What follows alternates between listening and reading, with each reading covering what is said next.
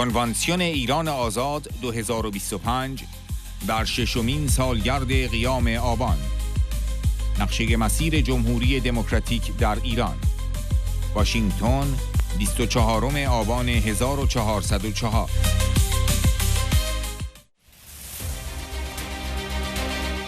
مایک پمپئو: یک دولت دموکراتیک و مردمی در ایران، نه یک حکومت دینی، نه یک سلطنت، نه یک رژیم سرکوبگر، چیزی عالی برای تمام جهان خواهد بود. ما منتظر آن روز هستیم و این یک برکت برای همه ما خواهد بود. از همکاران و دوستان اروپایی خود می‌خواهم فریب این داستان را نخورند که هیچ جایگزینی وجود ندارد. همه در این سالن دقیقاً می‌دانند که یک جایگزین وجود دارد. یک ایران آزاد، مستقل و دارای حق حاکمیت خودش که توسط مردم خودش برپا می‌شود. آلترناتیو دموکراتیکی که خانم رجوی و بسیاری از شما برای آن تلاش کرده اید و توانایی خود را اکنون برای 40 و چند سال نشان داده اید، تاریخ را می‌شناسد و کاملاً برای روزی که فرصت حرکت به پیش را داشته باشیم آماده است. من شورای ملی مقاومت ایران را در زمان حضورم در کنگره، در زمان مدیریت اطلاعات مرکزی و در زمان وزارت خارجه و اکنون به عنوان یک شهروند آمریکایی زیر نظر داشتم و همه کارهایی را که این گروه انجام داده است دیدم. من همچنین دیدم که این شورا چه کارهایی انجام نداده است. درخواست نیروی نظامی آمریکایی در داخل ایران را نکرد. درخواست تغییر رژیم از خارج را نکرد. از غرب چیزی جز حمایت از اپوزیسیون ایران و فشار بر رژیم نخواست تا روز فرجام نهایی زودتر و با قطعیت بیشتری فرا برسد.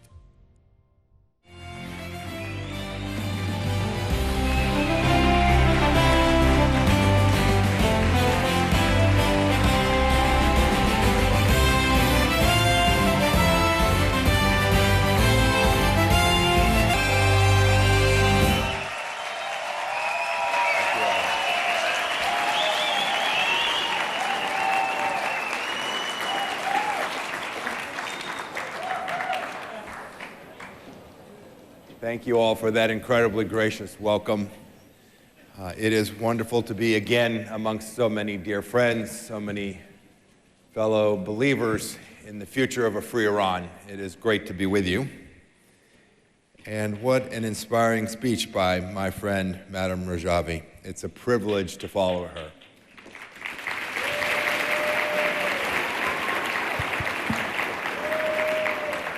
And more than follow her, I want to take up precisely where she left us all.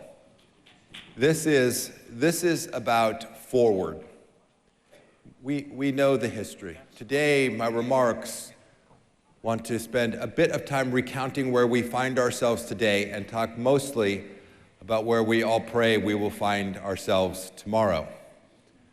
With a nation that has arisen from inside to oust a regime that is illegitimate, and to build a place where all people of all genders can succeed and have the freedom that each of them so richly deserves.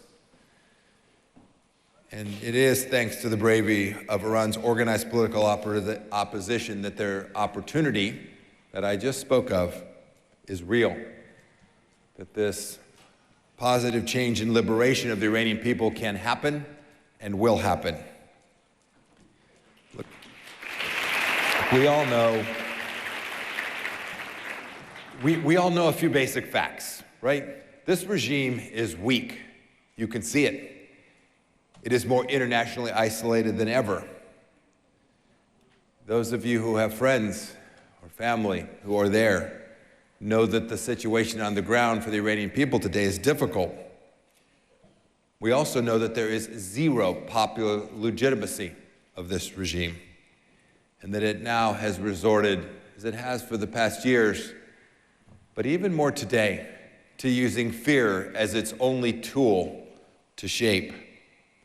We saw that in the brutal suppression in 2022. The economy in shambles. Mismanagement poisonous corruption, a regime that would simply rather take wealth than build it, destroy the resources of a great country, and whose leaders have no desire for the future for the Iranian people. But you know, it's interesting to watch this regime fail. We've seen it fail now in Lebanon. Hezbollah, not gone, but reduced in its impotence, a shadow of what it once was. The Lebanese leadership needs to move forward and use this opportunity as a chance to deliver good outcomes for the people that are living there. In Syria, a regime that has collapsed, an evil dictator like Assad no longer in control, and of course, an Iranian nuclear program that no longer threatens the world in the same way it did just several months back. That does matter. Too many Western nations cowered in the face of that nuclear capability, of that nuclear power. And while it is never fair to say that the Iranian regime's nuclear capabilities have been totally destroyed or defeated, it is absolutely fair to say today that its capabilities to regenerate, to deliver that threat, to have air defense systems that could protect their capabilities is massively diminished. You know, I'll bet you all get asked the same question I get asked. Mike, you've been at this a long time. When is this rotten regime going to fall? And they're looking for me to give them a date. Oh, it'll be next Wednesday, about noon, or a month from now, or a year from now. These questions are impossible to answer. We know only of the certainty. We only know that the requirement is internal resistance to force that moment to come more readily and sooner. And I'm confident that we are well on our path to that.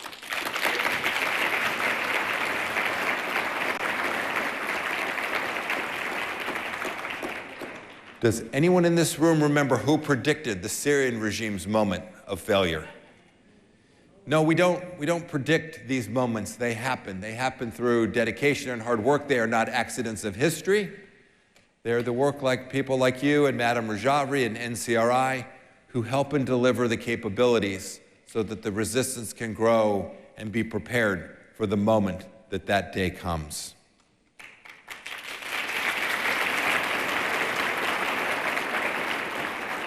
You know, this is important too. We should never forget that this will be a wonderful, great thing for the people of Iran. But it will be a great thing for the people of the United States of America as well. It will be great for people all across the world. A thriving, democratic, popular government in Iran, not a theocracy, not a monarchy, not an oppressive regime. This will be a great thing for the entire world. We are waiting for that day, and it will be a blessing to us all.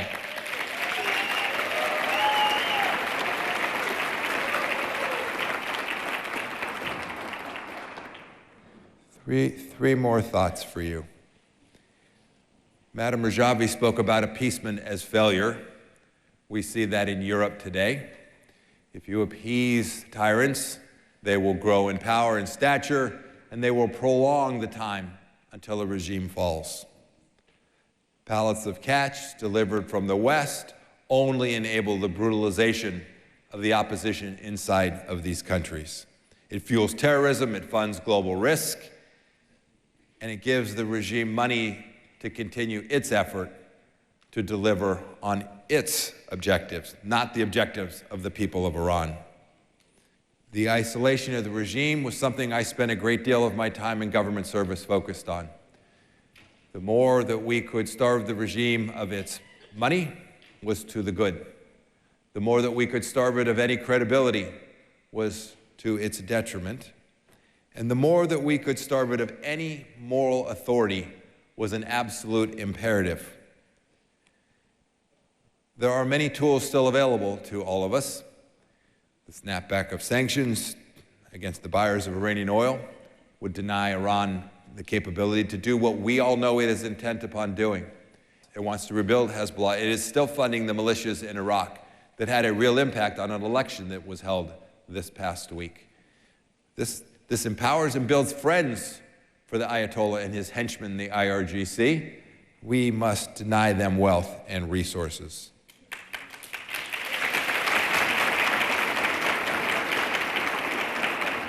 European colleagues and friends, do not fall for the storyline that there is no alternative.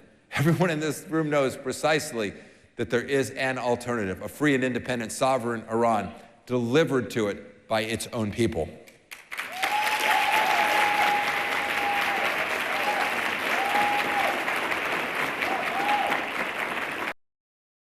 The democratic alternative that Madam Rajavi and so many of you have been working to and demonstrate its capability now for 40-on years knows the history, but it too is totally prepared for the day that we have the opportunity to move forward.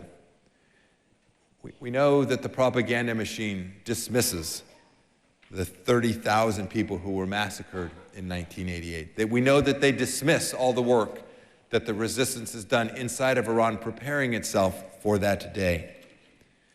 Look, the roadmap that has been laid out is clear. It is straightforward. It is one that as an American who has studied American history knows. It is a fraught path. It is never an easy one. But the people who stand strong in the moment can deliver a free nation. It can deliver a republic. And sometimes that republic will last 250 years, and I pray another 250 years. I'm rooting for the same thing for the people of Iran.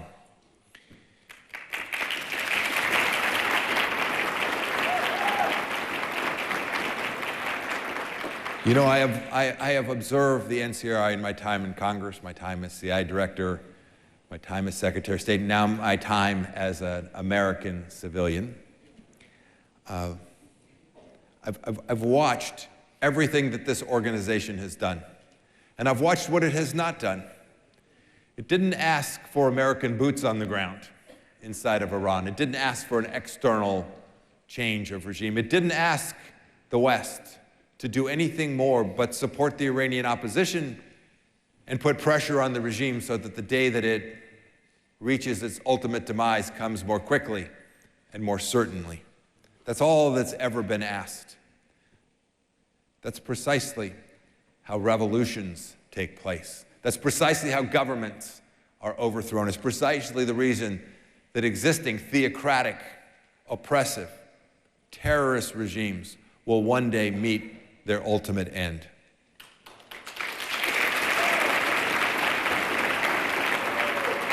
So what are we going to do? How are we going to bring this forward? The focus of my remarks today, forward. How do we deliver this forward? And for those of you who have lost loved ones or family members to this brutal regime, we should never forget the history. And the importance of moving forward is predicated on our recollection, our honoring those people who have lost family or loved ones to the regime's brutality. You will always be in my prayers and that of my family, and you will always be in my thoughts as I think about the way to deliver the outcome that the people of Iran so richly deserve.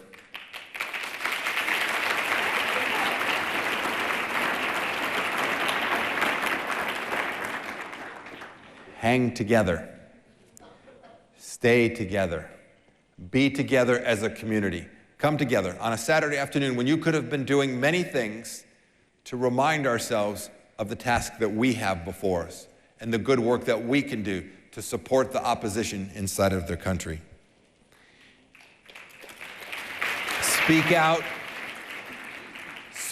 consistently and from your heart and with a conviction in the knowledge that you are right and that your goal, your objective will one day be achieved. The just, God-given right of all human beings to live in a free and prosperous society will one day find its roots inside of Iran. I know that it will. It is our solemn duty to help deliver that. I pray that our leaders in the West, here in the United States and elsewhere, will take advantage of the extraordinary opportunity that presents itself today to support the Iranian people in their aspirations for freedom. And I have every confidence that before too long, I will get the chance to be with you, and we will get to hear from an Iranian leadership duly elected by the people of Iran. What a glorious day that will be.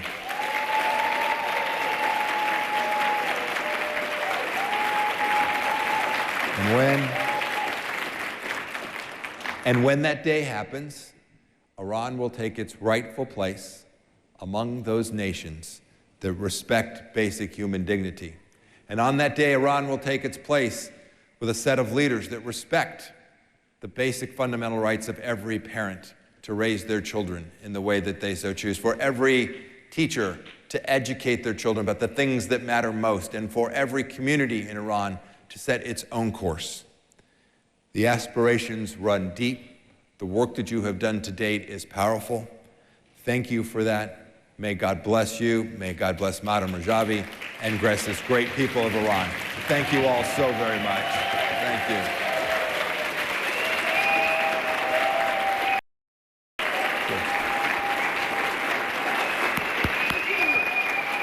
Thank you all. Thank you all.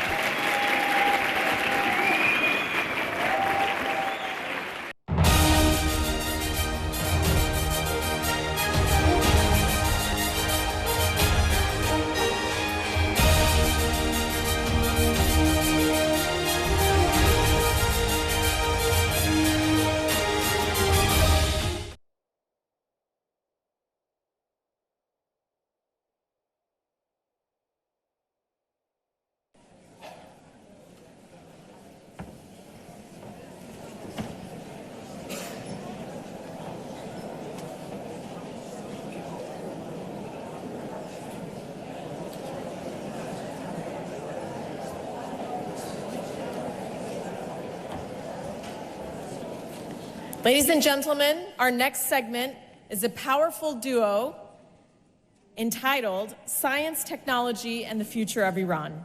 We are honored to welcome Professor Morteza Gharib, the Hans W. Liepman Professor of Aeronautics and Mechanical Engineering at Caltech.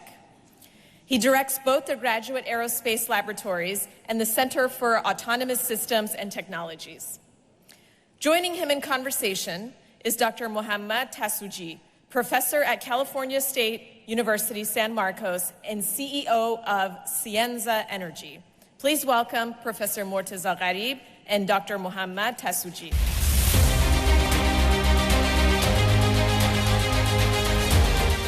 کنوانسیون ایران آزاد 2025 پنل دانش ساختن میهنی نو برای ایران آینده.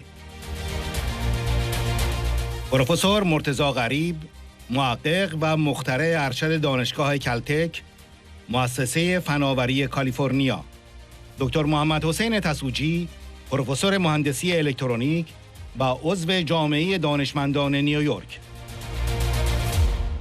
پروفسور مرتضی غریب: نوآوری و خلاقیت نمیتواند در جامعه یا اجتماعی که اجازه تفکر آزاد را نمیدهد بارور شود. رژیم شاه یک سیستم دموکراتیک نبود و اجازه آزادی آکادمیک یا دنبال کردن رؤیاهایمان برای کمک به جامعه را نمیداد. طرح 10 ماده‌ای تمام محیط‌ها و الزامات مورد نیاز شما برای تحقق هر چیزی که برای ایران و جامعه ایران مورد نیاز است ایجاد می‌کند.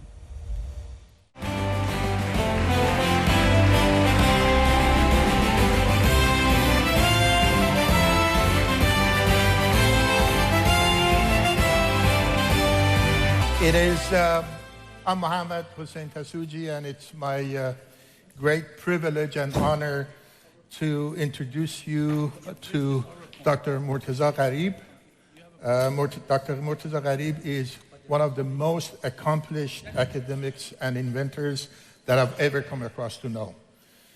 Professor Gharib, the Hans W. Liepman Professor of Aeronautics and Mechanical Engineering at Caltech, California Institute of Technology, and he's currently the chair of the Center for Autonomous Systems and Technologies.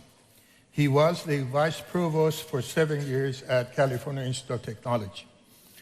Dr. Gharib is a member of American Academy of Arts and Sciences, a member of National Academy of Engineering, a charter fellow of National Academy of Inventors, and fellow of many other societies, along with many other major accomplishments. Dr. Gharib has a very accomplished record. He has over 170 patents to his name.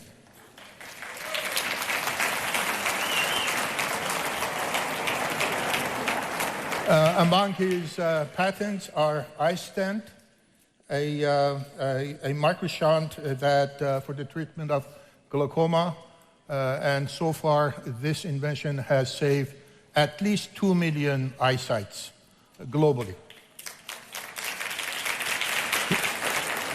He is also inventor of a 3D dental scanner that for implants and for crowns that shortens the turnaround from 2 weeks to about half an hour.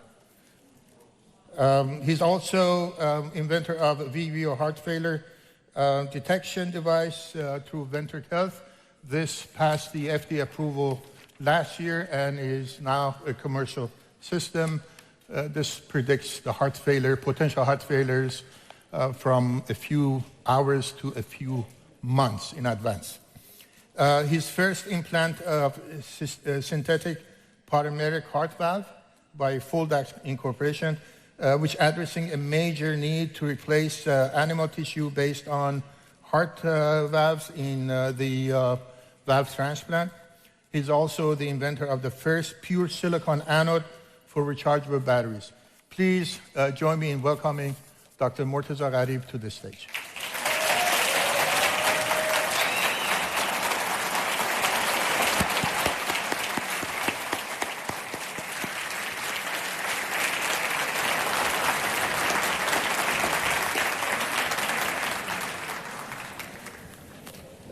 So, Dr. Gharib, thank you very much for accepting the invitation and being present here. I've always wanted to know, having 170 patents, which one is your most favorite one? Well, first of all, thank you for inviting me and also for the gracious and kind introduction. That's a tough question. It's like among your children, pick up one. Which one you would love more? But I have been always cognizant of issues that medicine and also in technology people challenge. And but in this case, medicine has been my favorite patents that I have. And among them, as you mentioned, invention for treatment of glaucoma without using any actually drops. You know, it's a very difficult disease to treat, and our invention allowed that by just an operation procedure, half an hour during a cataract surgery, to solve the problem forever. And right now, 2 million people are in the world having it, and we have very good results. And the other one is my philosophy of making sure that the most advanced medical technologies and treatments are available to the masses. And as you know, at least in this country, the price and cost of treatment is very high. If you wanted to have a heart valve, for example, God forbidden, it costs between $12,000 to $30,000. So through our inventions with my team, we came up with a heart valve that instead of using animal tissues, we are using polymers. And because we cut the price from $12,000 down to $600.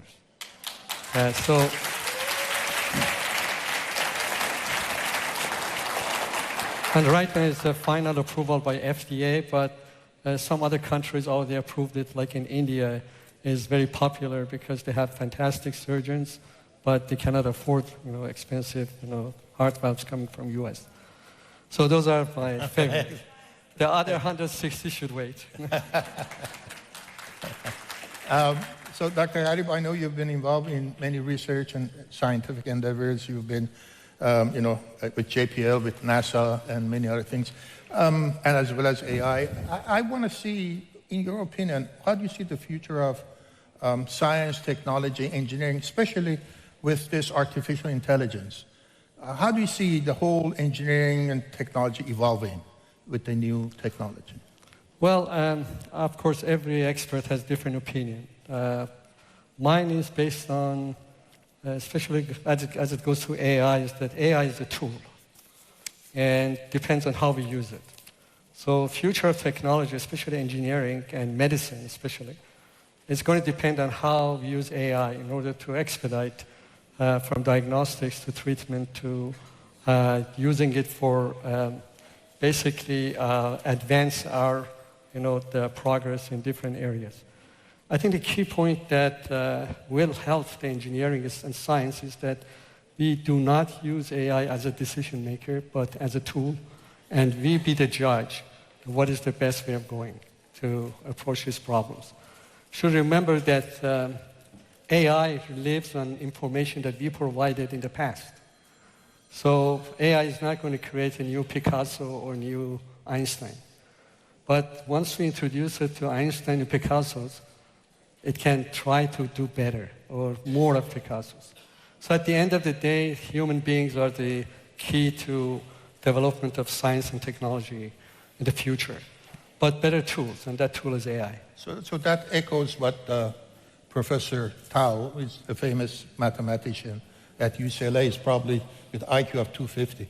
And he has the same view. He says that AI is a good co-pilot rather than the pilot itself. So you concur with that idea. Dr. Gharib, you were educated, got your undergraduate at University of Tehran, which is one of the best probably university in Iran, along with University of Sharif. And then, like me, you migrated to the United States. And you didn't go back. First of all, I would like to know what made you decide to come to the United States? Why did you leave the country? And then why you stayed here? Why you didn't go back? Well, it's a painful memory, but I'm more than glad to share with you. I think innovation and creativity cannot flourish in a society or a community that does not allow free thinking. And especially creativity can only flourish in a society or community that allows younger generation to question, to explore, and to come up with some answers for the societal issues that they're dealing with. And for that reason, many of us, especially university students, that like me, did not see any future for if they wanted to go to an environment that allows them to get better and to be more effective in terms of contributing back to their society. And all of it went back to the fact that it was not a system that democratic and allowed for academic freedom or to allow us to pursue our dreams in how to help our communities. So for having a breath of oxygen of freedom, I decided to leave the country. On the other hand, many of us, much better than me, decided to stay and continue to fight for bringing democracy to Iran. And among them, you can, even now, some of the leadership of MEK at that time were classmates and NCR. So that was a choice for me to make at that time. So how do you see the engineering talent of Iranian society, Iranian people? For those of you, I was doing a project and based on the 2020 census in the United States of 1.5 million Iranians that live here officially, 500,000, 500,000 people have degrees of master's or PhD or more professional degrees.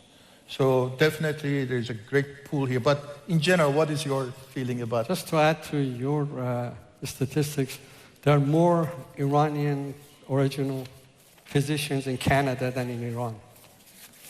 I mean, this is really a shameful fact. But getting back to your question, you know, every Iranian family would love their kids to go to engineering, to science, to medicine, or excel in business. We always push our kids to be better and do better.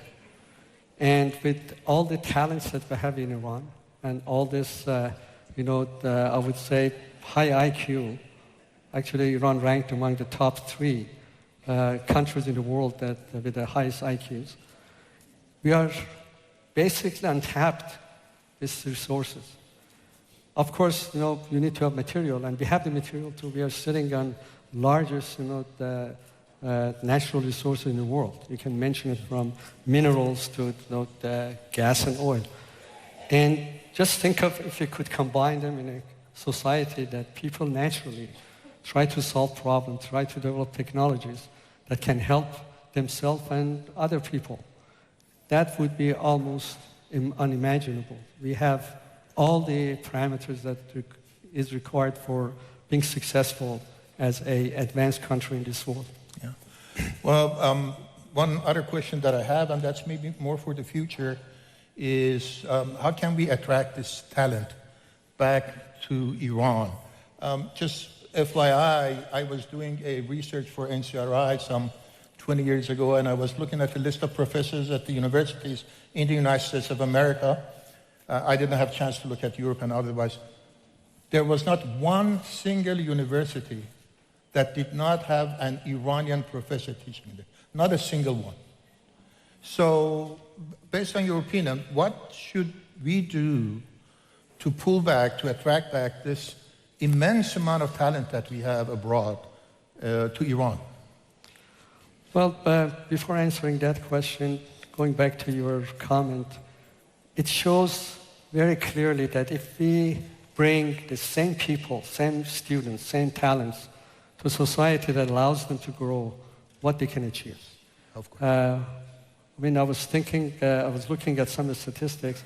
Right now, 10% of the chairs of electrical engineering in this country are from Iranian origin. So you can imagine that, there must be something good about them. But how come they couldn't do it back in Iran? The answer is obvious. The answer is that you need to create an environment that allows free thinking. Do not punish people for questioning. And that means that you need to have a democratic environment, a democratic government that supports its people for being innovative, creative, and help them.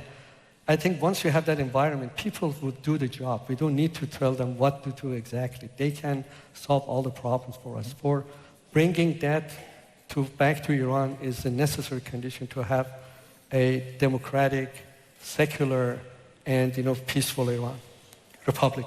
Of course. Have you had any chance to discuss your views on whatnot with the leadership of the opposition in Iran?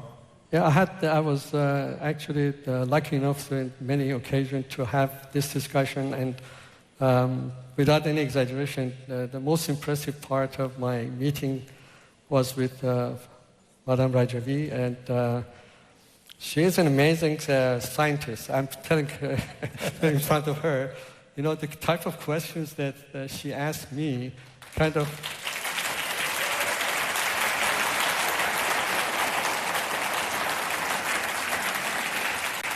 The type of question and depth of questions, I think not the type of question, depth of questions from AI to quantum physics to astrophysics, medicine.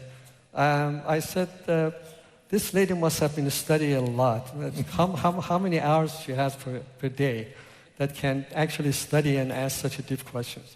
Thank you very much, anyways. You challenged me to be a better scientist.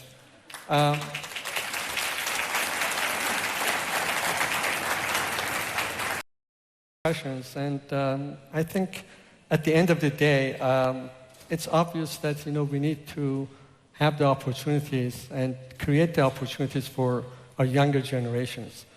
And as long as we have leaderships that they are for science and for engineering, I have no doubts that once we have that democratic Iran, we are going to be in good business.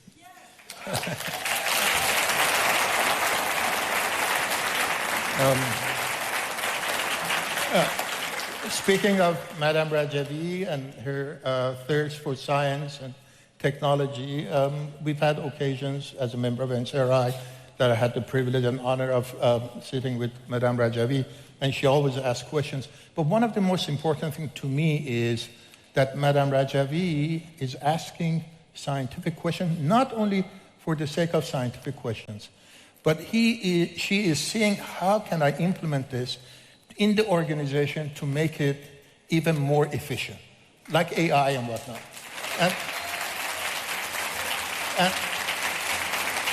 And for me, that's truly, truly remarkable.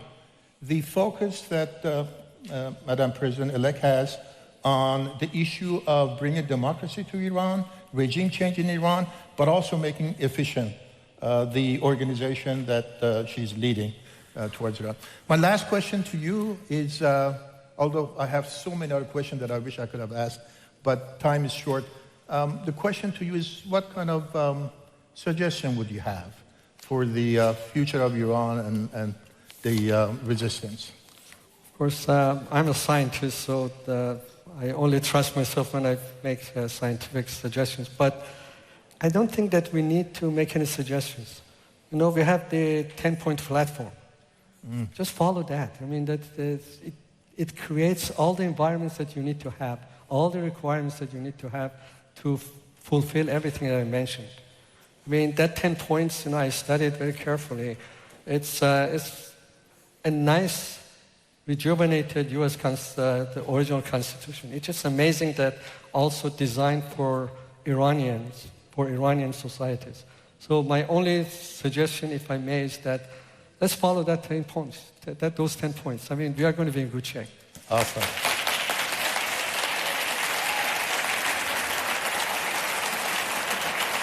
Well, Dr. Gharib, thank you very much for the privilege. It's quite an honor, and really, as an Iranian professor and engineer, scientist, it's an honor to have someone like you, support the resistance and also help the humanity. So thank you very much for training. Thank you. با تشکر از دکتر تسوجی و دکتر غریب بسیار بسیار سپاسگزارم. شما شکست نفسی کردین.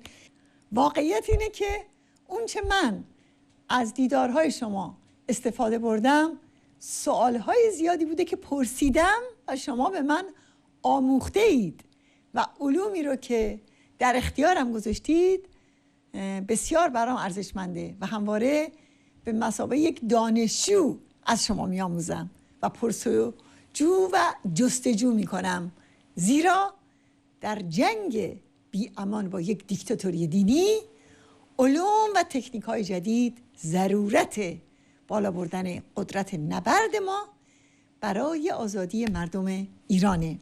اما دلم می‌خواست قدردانی کنم از صحبت‌های شما و به خصوص دیدگاه پرارزشی که پروفسور غریب اینجا ارائه کرد و همچنین از سوالای بسیار عمیقی که دکتر تسوجی اینجا مطرح کردن. اجازه بدین ولی از این فرصت استفاده کنم چند جمله اضافه کنم که احساسات من نسبت به وضعیت فعلیه، همچنین امیدهایم نسبت به آینده، مشخصاً در مورد جامعه علمی ایران و زنان و مردان والایی مثل اساتید حاضر در این اجتماع بزرگ که دانشمندان، متفکران و متخصصین ارجمند جامعه ایران هستند، اما زیر فشار دیکتاتوری و سرکوب جلای وطن کرده اند و همچنین دانشمندان و متخصصان گرانقدری که الان در ایران هستند و از سرکوبگری ها و انواع محدودیت ها، تضییقات و همچنین سیاست های ارتجاعی و ضد علمی رژیم تحت فشار هستند. واقعیت اینه که دیکتاتوری اختناق چه در حاکمیت شاه و ساواک اون و چه در حاکمیت شیخ با انواع نهادهای کنترل کننده دشمن جامعه علمی ایران و دشمن پیشرفت حقیقی دانش و پژوهش در کشور ما بوده و هستند. مقاومت برای آزادی و دموکراسی در این 4 دهه در این حال مقاومت برای گشودن راه دانش و اندیشه هم هست. بی تردید دانشمندان و متخصصان و دانشگاهیان شریف ایران نقش تعیین کننده‌ای در فرایند بازسازی ایران و جهش همه جانبه به سوی کشور آزاد و آباد و پیشرفته دارند. از سالها پیش مسعود گفته تخصص منهای وابستگی به قیمت طلاست، یعنی انقدر میارزد. بله، با وجود یک آلترناتیو شایسته جایی برای نگرانی نسبت به آینده نیست و میلیون ها ایرانی دور از وطن با تخصص و دانش و تجربه های ارزشمندشون و همچنین میلیون ها متخصص و فارغ التحصیل در داخل ایران سرمایه بزرگ مردم ما برای آزادی و پیشرفت هستند. مجددا تشکر میکنم از پروفسور قریب و دکتر تسوجی. درود بر شما.